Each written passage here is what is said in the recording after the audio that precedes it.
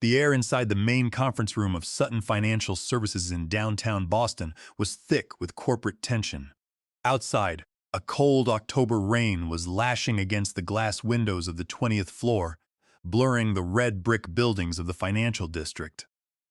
I sat at the long mahogany table, staring at Karen Vance from the Human Resources Department. Her face was a carefully crafted mask of professional concern, the kind she probably practiced in the mirror before firing people. Behind her, leaning against the wall with his arms crossed and his eyes focused on the carpet, was my direct supervisor, Bradley Sutton. He was a man who had inherited his position through family connections and wore suits that cost more than my monthly mortgage payment. Karen slid a thick manila folder across the polished wood toward me. She said that they had received several complaints about my behavior, and given the serious nature of the allegations, they were putting me on paid administrative leave, effective immediately, while they conducted a thorough investigation. My throat tightened, and a wave of disbelief washed over me as I opened the folder. The pages inside were filled with anonymous statements claiming that I was hostile, intimidating, and that I was actively creating a toxic work environment. There were descriptions of incidents that I had absolutely no memory of, conversations that had never occurred, and accusations that lacked any specific details. I whispered that this was completely absurd, flipping through page after page of obvious lies. I looked up and asked who was saying these things, stating that I deserved to know who my accusers were. Bradley finally spoke up from the back of the room, his voice flat and defensive. He said that this was standard protocol and that the complainants had requested anonymity out of fear of retaliation. I let out a dry, humorless laugh. Fear of me? I was the quiet systems administrator who brought homemade donuts to the office every Friday morning. I was the person who stayed late without complaint to help colleagues with their technical issues, the 45-year-old worker who had spent 11 years building their entire network infrastructure. I had been at the firm since it operated out of a tiny, drafty office in East Boston, back when we had only 12 servers and a single database cluster. I had physically run the blue Ethernet cables through the ceiling tiles myself, crawling on my hands and knees to ensure our connection was stable. I had spent countless nights sleeping on a cot in the server room during the big database migration 6 years ago, while the executives were at home with their families. I knew every server, database, and connection in this building. Now, I was being treated like a threat. Karen continued in her rehearsed, sympathetic tone, telling me that during this leave, I was not to contact anyone from the office or access any company systems. She added that my credentials had already been suspended and she requested my key card. The room felt like it was tilting. 11 years of loyal service, of midnight upgrades and system rescues, and it was all being swept away because of nameless accusations. I asked how long this process would take, trying to keep my voice steady.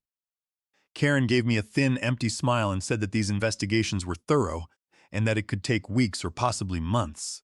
She promised they would be in touch. Bradley then stepped forward, carrying a small cardboard box.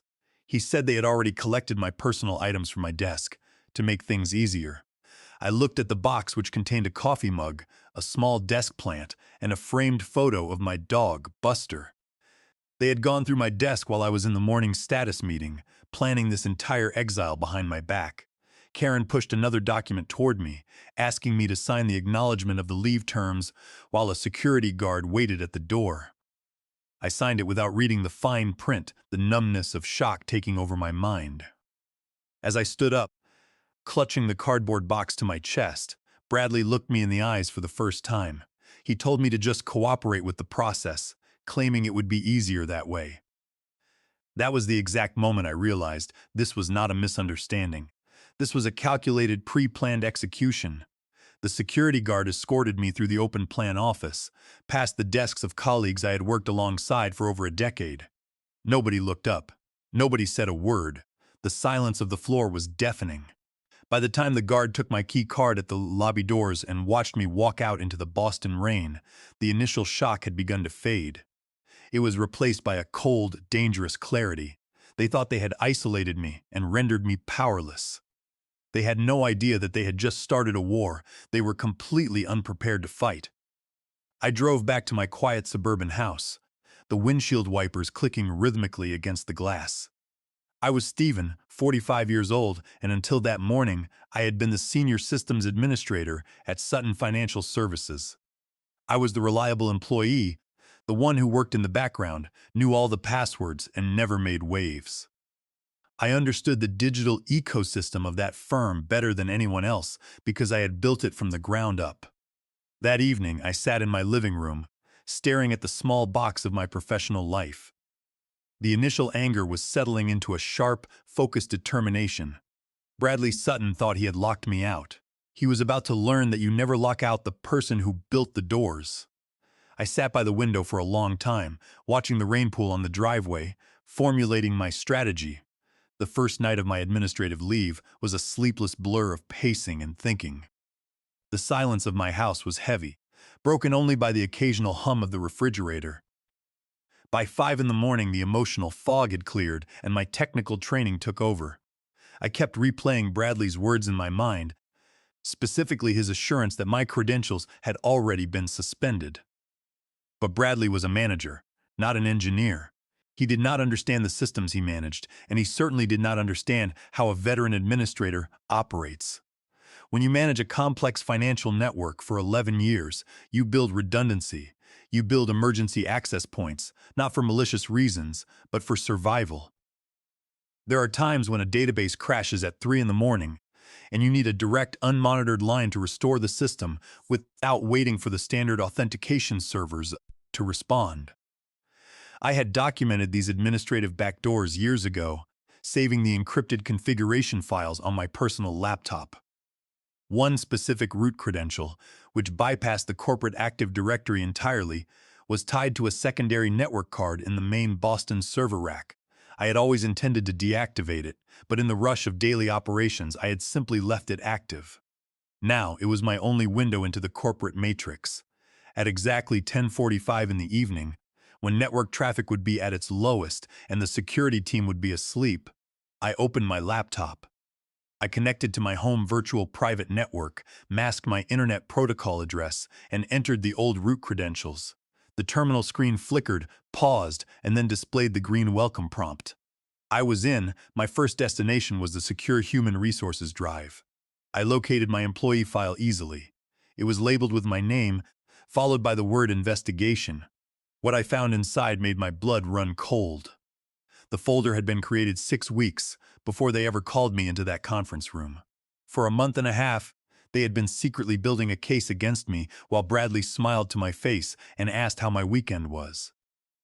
The complaints were there, 9 in total, and as I read through them, the patterns became obvious.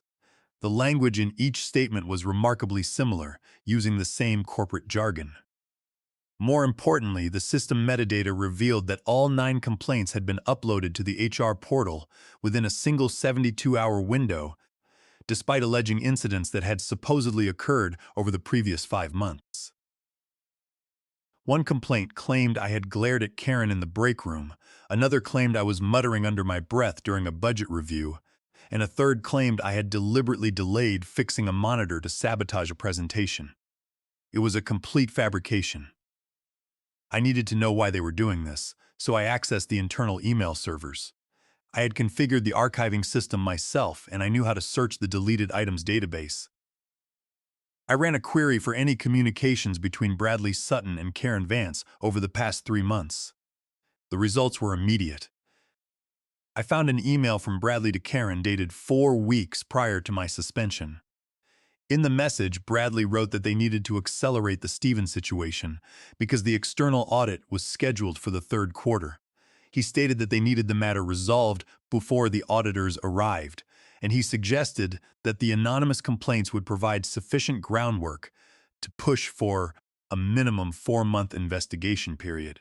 The word audit jumped off the screen. Why did my presence at the firm threaten a financial audit? I was an IT professional, not an accountant. I expanded my search, looking for any emails containing my name alongside financial terms. Around 2 in the morning, I found a thread between Bradley, Karen, and a man named Gerald Miller, who was the financial controller of the firm. In one message, Gerald had written that my extensive system access permissions would make me the perfect explanation if any questions arose during the review. He added that IT administrators were always the first suspects when financial irregularities were discovered, and that nobody would question a report, showing that an administrator with root access had manipulated the ledger. They were planning to frame me for financial fraud. The realization hit me like a physical blow. I sat in the dark room, the glow of the laptop screen reflecting off the window. They had manufactured the complaints to get me out of the building, suspended my access to make it look like I was being investigated for behavioral issues, and planned to use my absence to alter the digital records. I switched my focus to the financial databases, using my administrative rights to inspect the transaction logs. It took hours of searching through the encrypted ledgers, but eventually I found the anomaly. A vendor named SummitLink Technologies had been billing our firm monthly for network infrastructure support for the past 3 years. My team managed all infrastructure, and I had never heard of this company. Each invoice was for an amount between $24,000 and $33,000, all approved directly by Bradley Sutton. I looked up SummitLink Technologies online. The business registration was basic, the address was a post office box in New Hampshire, and the phone number went straight to a generic voicemail. There were no employees, no website, and no record of any actual services provided. It was a classic shell company, used to siphon money out of the firm. Bradley Sutton was embezzling corporate funds, and he, Karen, and Gerald were setting me up to take the fall. The anger that had been simmering inside me turned into a cold, hard resolve. They thought they had written the final chapter of my career. In reality, they had just given me the roadmap to their destruction. I closed my laptop, rubbed my tired eyes, and looked out at the pre-dawn Boston skyline, ready for the next phase. For the next 2 weeks of my administrative leave, I lived a double life. During the day, I was the compliant, anxious employee. I sent polite emails to Karen Vance, asking for updates on the investigation and expressing my desire to resolve the situation. I made sure my tone was worried but professional, playing the part they expected me to play.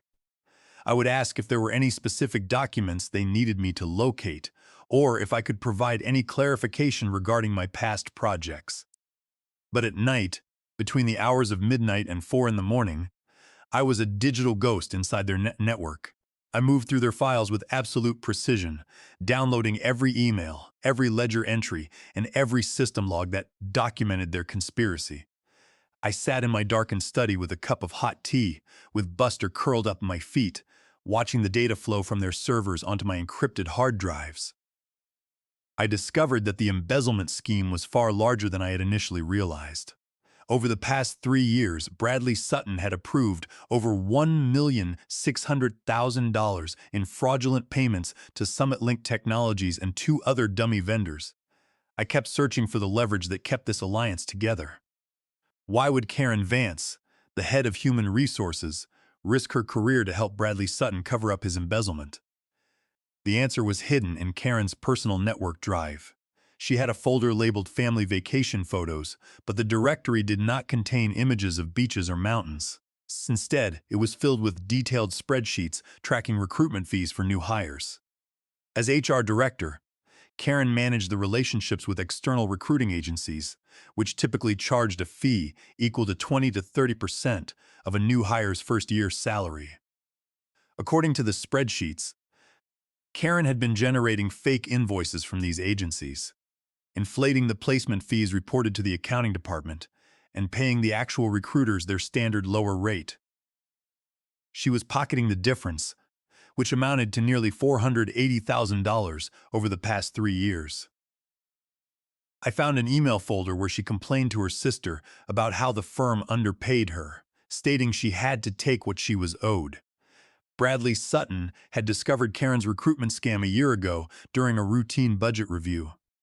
But instead of reporting her to the board of directors, he had used the information to force her cooperation in his own larger embezzlement scheme. He needed her to manage the human resource aspects of the fraud, specifically the removal of any employees who became too curious or asked too many questions about the technical budgets. They had then brought Gerald Miller, the financial controller, into the fold. Gerald had noticed the irregular vendor payments during a routine internal review of the infrastructure accounts.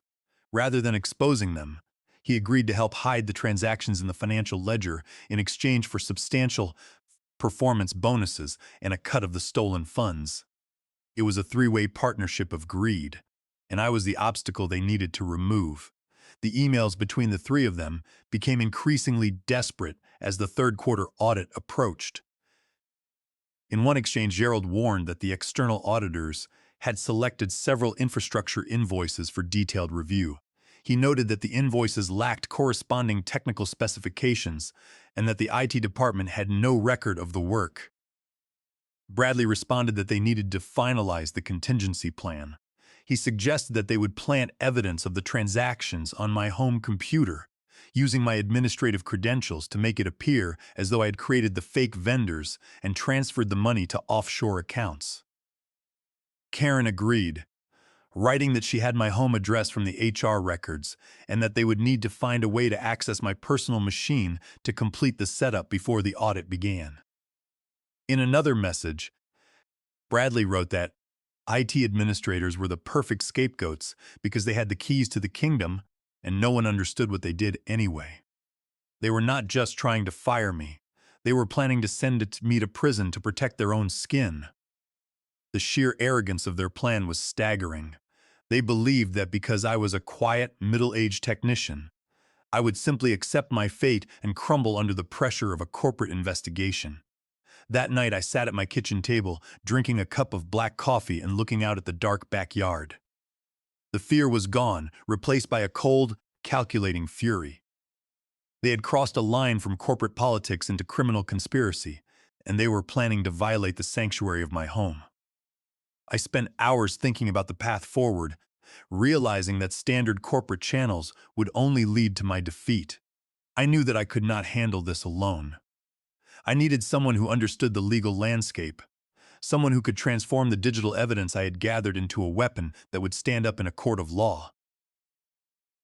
The next morning, I reached out to Sarah Jenkins, an old friend from my college days who had become a successful corporate attorney specializing in whistleblower protection. I told her that I needed to meet her immediately, somewhere private where we could not be seen. We agreed to meet at a small diner in a quiet town in New Hampshire, 30 miles north of Boston, where we could talk without the risk of running into anyone from the office. The diner in New Hampshire was quiet, smelling of maple syrup, grease, and old wood. Rain was streaking the window glass as Sarah Jenkins sat in a booth near the back, her expression serious as I slid into the seat opposite my old friend. For 3 hours, I walked her through the evidence on my laptop screen.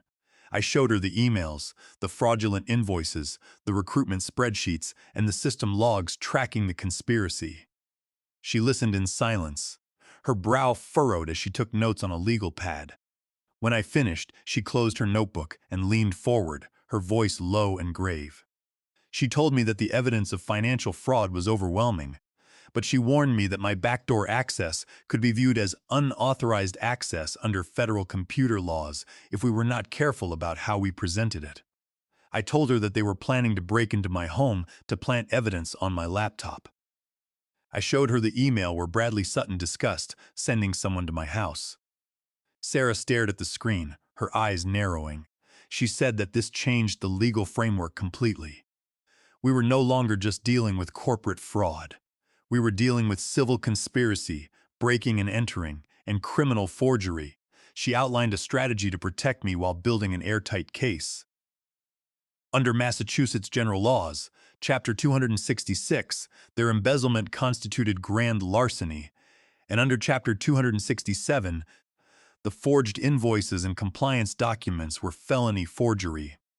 She explained that since they were corporate officers, they owed the firm a fiduciary duty of loyalty and care. By embezzling and conspiring to frame an employee, they had committed a clear breach of fiduciary duty and engaged in a civil conspiracy. She instructed me to stop accessing the corporate network immediately, stating that we had more than enough evidence and that any further entry could jeopardize the admissibility of the files. She also told me to prepare my home for the threatened break-in. The next day, I purchased two high-definition security cameras that connected directly to my phone via an encrypted application. I installed one camera in my living room, hidden inside a bookshelf speaker, facing my desk where my laptop usually sat. I installed the second camera near the front door, concealed within a coat rack in the hallway. I backed up all my personal data from my laptop, including my tax returns, old family photographs, and Buster's veterinary files, saving them to an external drive. I then wiped the laptop's hard drive completely and reinstalled a clean operating systems. I left the laptop sitting on my desk, open and connected to the home network, a clean digital trap with no personal information on it. According to the emails I had read, the break-in was scheduled for Saturday afternoon when they believed I would be visiting my brother in Connecticut. Instead of leaving town, I parked my car 2 blocks away from my house, carrying a pair of binoculars and my phone. At 3:30 in the afternoon, a white utility van with no markings pulled up to the curb. A man wearing a cable technician uniform emerged, carrying a tool bag. He walked up to my front porch and knocked on the door. When there was no answer, he walked around to the side of the house, peering through the windows. A minute later, my phone vibrated. The security application had detected motion at the back door. I opened the live video feed and watched as the back door opened and the technician, whom I recognized from the emails as Jason, stepped into my kitchen.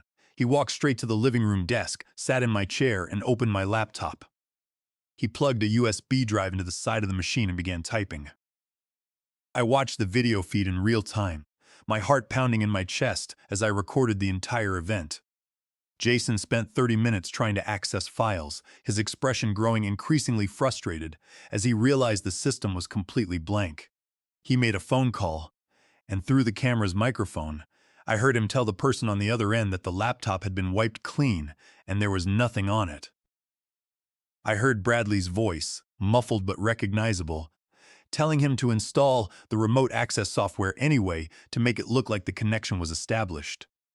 Jason finished the installation, removed his USB drive, and left the house through the back door. I watched him walk down the driveway, climb back into the white van, and drive away slowly down the wet street. I waited another 40 minutes in my car to ensure that he was not circling back, letting the rain drum against the windshield while my mind raced with the implications of what I had just recorded. When I finally returned to the house, I checked my laptop, now infected with the remote software, and verified that the recording was crystal clear. I secured the video recordings, saving them to multiple encrypted locations, including a physical flash drive that I hid in my garage. I then called Sarah Jenkins to share the news. I told her that I had the entire break-in on video, including the instructions from Bradley. Sarah laughed, a cold, sharp sound. She told me that we now held the high cards and that it was time to prepare the final trap. For the next 3 weeks, I played the victim, waiting for them to make their move. I stayed away from the office, monitored my cameras, and let the corporate gears turn, knowing that the trap was set. Exactly 9 weeks after they had placed me on administrative leave, the call came. Karen Vance contacted me, her voice professional and distant, instructing me to come to the main office the next morning at 9 to discuss the findings of their investigation. I agreed, keeping my voice quiet and submissive. The next morning, I dressed in a sharp gray suit, polished my shoes, and met Sarah Jenkins in the parking lot of the Boston office tower. She handed me a thick, sealed document binder and gave me a reassuring nod. We took the elevator to the 20th floor, where the receptionist looked at me with a mixture of surprise and pity. The main conference room was set up like a courtroom. On one side of the long mahogany table sat Karen Vance, Bradley Sutton, Gerald Miller, and George Lawson, the firm's chief legal counsel. I sat at the other side of the table, with Sarah sitting quietly beside me. Karen opened the meeting by sliding a termination notice toward me. She stated that their investigation had confirmed a pattern of hostile behavior and intimidation, and that they were terminating my employment for cause. She added that they had also discovered serious financial irregularities involving my administrative access, showing that over $1,200,000 had been transferred to unauthorized accounts. George Lawson, the attorney, leaned forward. He told me that the firm was prepared to file criminal charges immediately unless I signed a comprehensive non-disclosure agreement, waived all rights to my stock options, and helped them recover the funds. I looked at Bradley Sutton, who was smirking, confident that he had won. I looked at Karen, who sat with her arms crossed, and Gerald, who was sweating slightly but nodding in agreement. I took a deep breath, looked at the lawyer, and smiled. I told him that before we discussed their terms, I had some terms of my own. I signaled to Sarah, who opened her briefcase and placed 5 copies of our document binder on the table. I turned my laptop around to face them. I played the recording of the Saturday afternoon break-in, showing Jason entering my home and installing the software while Bradley's voice instructed him to do so. I then displayed the spreadsheet showing Karen's recruitment fee skimming scheme, followed by the invoice logs showing Bradley's embezzlement of $1,600,000 through Summit Link Technologies. Finally, I displayed the business records showing that Summit Link was registered to Bradley's brother, Donald Sutton. The silence in the room was absolute. The smirk vanished from Bradley's face, replaced by a gray, sickly pallor. Karen's hands began to tremble, and she quickly hid them under the table. Gerald Miller looked as if he was about to pass out, his eyes wide with terror. George Lawson stared at the documents, his face turning red as he realized the magnitude of the disaster. Sarah spoke up, her voice cool, professional, and deadly. She informed them that we had already filed reports with the Federal Financial Crimes Division, the State Police, and the Securities and Exchange Commission. She added that under Massachusetts general laws, they were facing charges of grand larceny, commercial bribery, civil conspiracy, and forgery, which carried significant prison sentences.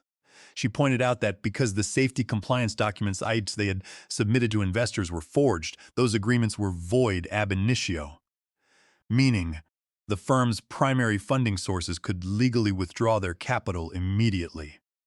I looked at my watch. I told them that representatives from the Financial Crimes Task Force were waiting downstairs. I gave them exactly 20 minutes to call an emergency board meeting, confess to the fraud, and submit their written resignations. I stood up, walked out of the conference room, and waited in the lobby with Sarah, leaving them to face the wreckage of their lives. They did not fight. Within 15 minutes, Bradley had contacted the board. Within an hour, all 3 had resigned. The police arrived shortly after, executing warrants for their arrest. The fallout was swift and devastating. Bradley, Karen, and Gerald were arrested and eventually pled guilty to multiple felony charges. Bradley's brother, Donald Sutton, was arrested at Logan Airport while attempting to board a flight to Europe. The firm survived the scandal only by cooperating fully with the authorities and restructuring their leadership. The board of directors offered me my old position back, along with the title of Chief Information Security Officer and a massive salary increase. I declined their offer. Instead, I negotiated a comprehensive settlement for wrongful termination and hostile work environment that included full back pay for my 11 years of service, a glowing recommendation, and an 8-month transition payout that allowed me to take some time off. 3 months later, I walked out of that building for the last time, completely vindicated. Today, I run my own cybersecurity consulting firm in Boston, specializing in financial fraud prevention. My very first client was the new board of directors at Sutton Financial Services, who realized that the safest way to protect their network was to hire the man who knew how to build the doors. I keep the framed photo of my dog Buster and my old coffee mug on the shelf in my new office, a constant reminder of the day they tried to make me small and how I showed them exactly how big I could be. I looked out at the Boston Harbor as the sun set, ready to write the next chapter of my life.